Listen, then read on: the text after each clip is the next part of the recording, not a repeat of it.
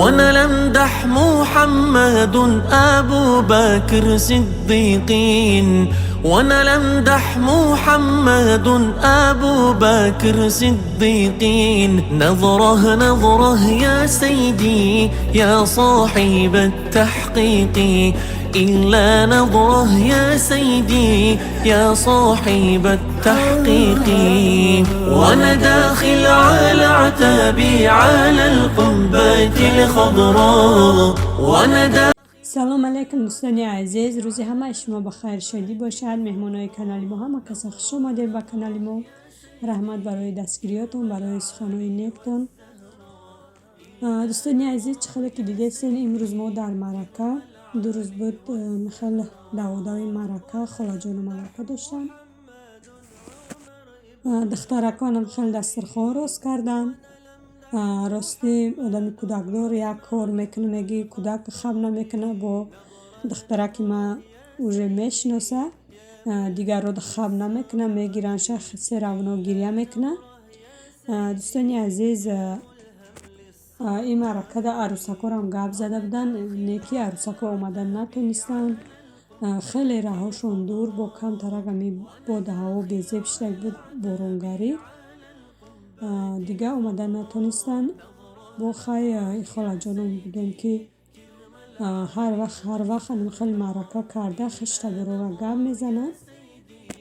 همه کسان خیلی سرجم شیده شیشتیم، خشت برو بسیار آمده بودن. کم کمکه خیلی بحر شما سیانکه کردم. دوستانی عزیز، اینم خیلی دوستانی عزیز اینجا همه کاسه و لالیوره خیلی ششته موندگی در اینجا آشی بریده را اوژه تیار کردگیان. خیلی آش جوشیده است، آشی بریده را خیلی پرت افتن. مثال همی زلین چکه چی فریمون باشه، میخوای که هر قد میخوای آشی بریده کنی. آشی تو پره منو خیلی انداختن تو پاوشه اینجا باشه ماک و پیرشکی پختستیم. دوستانی عزیز، با نگین که اینقدر دیگشون سیاه هسته، دیگایی که استخوانشون هم خیلی سیاه هست. خیلی پیرشکی را پختستیم در میدان. دخترکا بگیم خیلی تارت بریده ماندستن و چند عمود سلات کرده بودن، جهاز سلات ها را نمانده. نصیب و شب قریبی مهمان ها اومدن، همشم خیلی سلات ها را میمونه. دوستان عزیز، در دوام ویدیو میخوام یک دو کامنتاری را جواب گردانم. یک خواهر ما گفته بود که درباره کودک ما در ویدیو پیش نگفته بودم که خیلی چی سوالی داشته باشین، مثال نویسین چه نمیتونستگیم چه نمیفهمیدگیم، با سوالای شما ما جواب میگردانم. بعد نویسته بودن که کودک ما به حد خرابه، کودک در چی تیم مثال به حد خرابه که ما دخترم ده حاضی ویتامینی D3 دادستم. نصیب باشه در ویدیو آینده نشان میتیم. یک اپشکم خیلی گفتن که ویتامین D3 ما کودک مونده هم خیلی میتیم. شما هم همه گیریم به حد خوبه، فقط ما یک کپلی میتیم ایروز به ایروز دیگه ها دمیتم. به حد ویتامین خوبه برای آدمای کلان هم هست. همی بگیم که تولد شدگی تا آدمای کلان هسته او ویتامین میتونن که استفاده برن. اینم خیلی دوستانی عزیز تا آخرین نواره با ما باشین، ما را دستگیری کنین.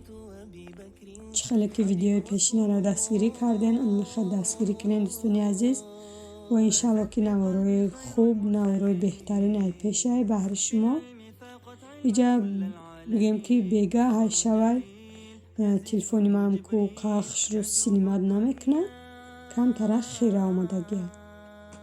عيشان حبك له حب من يحبه، فصرت حب الناس لقلوب المسلمين. بنت أبي بكر حبيبي رفيق النبي رسول الله. مصطفى منبع للصفا سيد الأنبياء مشعل في الوفا كان في عطفه لليتامى دفا مصطفى منبع للصفا سيد الأنبياء مشعل في الوفا كان في عطفه باليتامى دفا لأجاريهم قلدت ظاهر ما فيهم فبدوت شخصا آخر كي أتفاخر وظننت أنا أني بذلك حزت غنى فوجدت أني خاسر فتلك مظاهر لا نحتاج المال كي نزداد جمالا جوهرنا هنا في القلب تلالا لا نرضي الناس بما لا. برای دخترم باشن خیلی روبزک زکاس کردیم این ترین مگزین ای 500 روبلش سر میشید تا 1,500 هم 600 روبلش گرفتم 630 چند روبل بدم خیلی امروز زکاس کردم پگاده اومد برای نمی سرکش دیدم در اینترنت مگزین گفتم بیا زکاس کنم برای دخترکم چند بارم خیلی سرکش زد به حد بگم دلم سوخت وقتی بیرون میبرم خودش وای میکنم یعنی پشت بگردم میگه چند بار سرش میزنه اوضاع سرش فهمیدم ایطور کرکچه اومد زد اینم خیلی بعد همین را زکاس کردم به حد محکوم شد نکی کودک دلش تنگ شدن میگیره ایرا میمونی نمیفورش که ایسی اوسی بگرده نبینه نغمه شد دیگه سرش نمیبرداره میخیل مونده ایستوده بعد وقتی با پشت میمونیش میخیل شیر میتیش گوه میشه که میخیل خواهش میبره با پشت که مونیش این رنگی همی بولشته پدوشکه در درین ماشینم که در پشتی کودک بگیری و دوبنه خشتوه همی اینترین مگزین به هر محکوم شد همه چیاش خشتوه کچستوش نغزه بعد سینش میارزه به حد خشتو با چند چی دیگه زکاس میکنم راستی یگون چی زکاس کنم میگم همشه یک باره نمیشوه امروز یه چیز زکاس میکنم باید تماشا میکنم یگون چی میدرم باید چی دیگه محکوم میشه زکاس میکنم بعد نماز عصر کمتر پرگولکا برامدیم بیچاره کودک چند روز ده یک بار میبرارم همراه گفتم کمتر بیرده بود هوای تازه برارم شه ماده او خنک نیسته روزانه هم خیلی افتوبک خشرو میکنه همینجا کمتر پرگولکا کنیم گفتیم مالکوم خبرگیری آمدم دوستانی عزیز مالکوم دور در فرختگی نبودیم همین همسایگی مونده مکشتگیشون خیلی چند کس خریدو یا بگیم که برای که به نزدیکی بچه میکنن یا را در همین همسایگی فرختیم 7 دانه های امروز میام پگاه میام خبرگیری گفته خیلی ما دوی میتجدیم و حولیدن کم ترک دور ترک های پیش خونه امروز پگاه کرده اینه 1 ماه گذشت خبرگیریشون آمدم خیلی آدم همش درگیردم جمع شدم خیلی بو کشیدستن به حد خرسان شدم برای که جوهکاشونم خیلی تازه خشرو چخیلی که خودم نگاه بین میکردم در خونه اینم خیلی جوهکاشون تازه خشرو سلبا نخوا میرم نصیب باشه این مالا همین 3-4 گوسفند کلانه نصیب باشه تا همین موهای نویبره تا 20 ماش باشه تا آخراش باشه انیق نمیدونم ممکن بچه کنه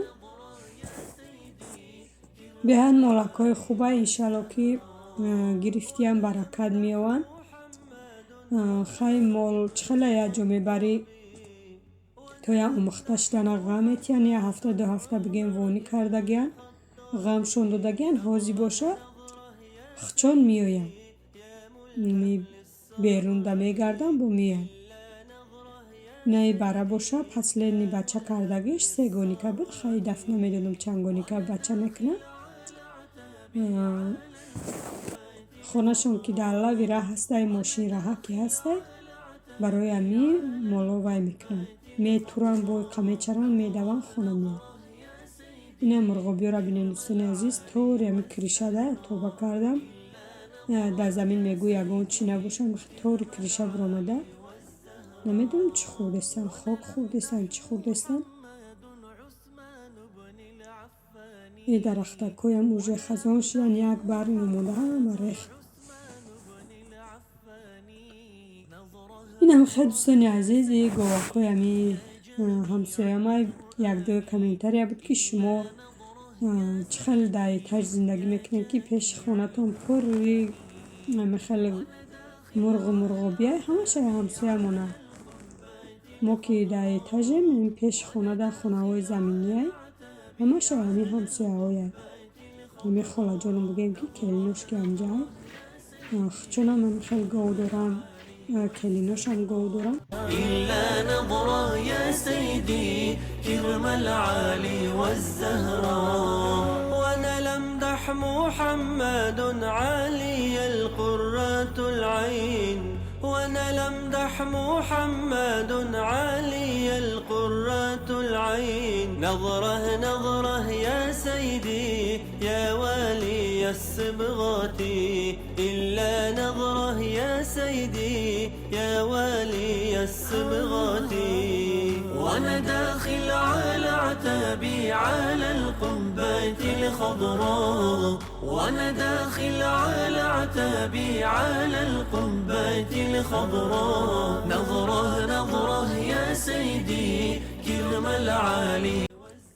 دوستان عزیز خاله جانم در درنی اتوپلیتا شدن خیلی زلین کردیان گشتن چه اکرا بینن چه خشرو برامدیان سویج یک ویدیو را بگیم که 4-5 روز شد با دهی 4-5 روز با خیلی خشرو شدگیم زلنکای فسانه خشرو بوشون عجایبات خشرو همی گشتن چه اکرا با اینم خیلی دوستان عزیز هزار رحمت کلام به هر یک شما برای دستگیریاتون برای این قدر سخنهای نیکتون تا ویدیوی آینده در پناه الله مهربان باشین. خیلی دوستان عزیز